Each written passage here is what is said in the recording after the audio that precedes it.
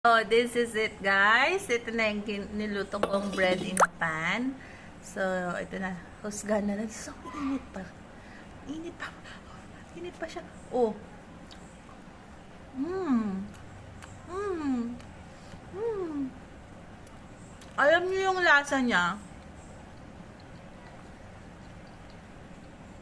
Ganito yung niluluto ng lola doon sa isuhat.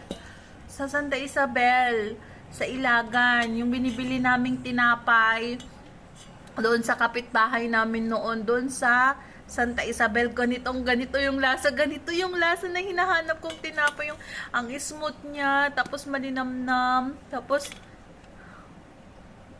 ang sarap. Ang sarap. Asin ko yung sagit na mamaya. Kahit wala na tong palaman, ang sarap na.